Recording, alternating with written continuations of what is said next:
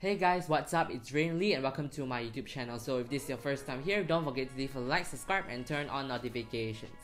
This is the third episode of my vlog series Freaky Encounters. So before I go ahead, there will be a new Freaky Encounters video every Thursday of the month.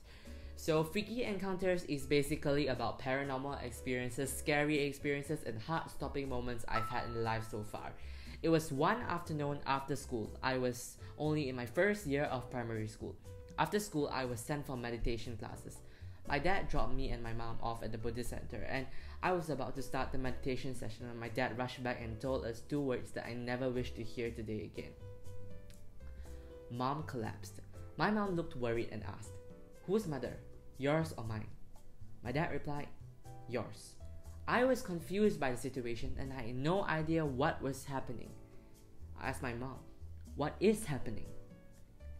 "Grandma is gone," she said. "She's out of this world." As tears flowed down her face, and tears started flowing down mine too. At the Buddhist center, there was this resident monk. He was conducting meditation classes, and I was his only student for that time slot. As a resident monk, he only conducted meditation classes and recitations, so my mom requested him to do prayers for my now deceased maternal grandmother. We quickly rushed to my aunt's house where my late grandma had been staying for a few weeks. Memories flew through my mind of my grandma and I. I'd spent a few years of my childhood growing up around her, and I flashed back to 2 weeks before that. That day, we visited my aunt's house, and before we left, my grandma asked if I could give her a hug and kiss on the cheeks. I didn't feel like it, and I didn't do it. I mean, I was 7, I was picky, and that was the last time I ever saw her alive. I regret not hugging and kissing her at the time.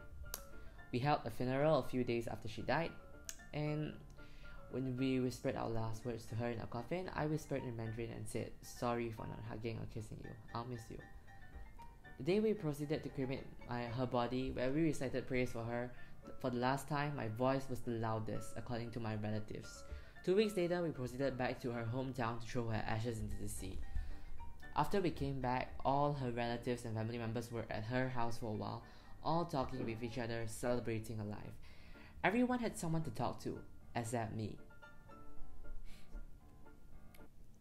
I was quietly sitting on a 2-seater sofa alone. Suddenly, my grandma appeared, wearing her favorite blouse. It was not the clothing she was cremated with, and neither was it the clothing she wore when she passed on. Now at that moment, no one else seemed to notice she was next to me, except her dog, which was now staring at the empty space next to me. He started wagging his tail, and I knew I wasn't the only one that could see her. Then my grandma told me, "Only you can see, Grandma. No other person in this room can." I hugged her and I asked her, "What about the dog?" She's like, "Oh yeah, the dog can." She felt like a normal person, and somehow no one else in the room noticed me hugging her, or what was to them a blank space.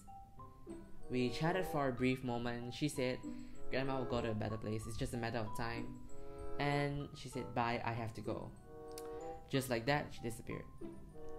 Now, I knew where she kept all her clothes, as when she was still alive, I helped her arrange her wardrobe sometimes. So that night, I went to a wardrobe and looked for the blouse that she wore when I saw her that afternoon. It was gone from the wardrobe. That night, I saw her coming up to the room and saying softly goodbye to my mom, who was asleep. And I saw her wearing a bracelet on her hand too. I recognized it. It was a jade bracelet she loved. I knew where she kept it too, in her accessories drawer.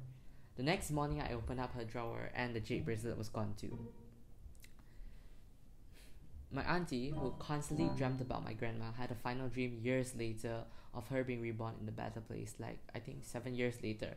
And after she had that dream, on my next trip to our hometown, which is just a few days later, I found the jade bracelet she had worn placed on the makeup table, neatly placed next to a mirror. And the blouse I saw her wearing had reappeared in its original location again.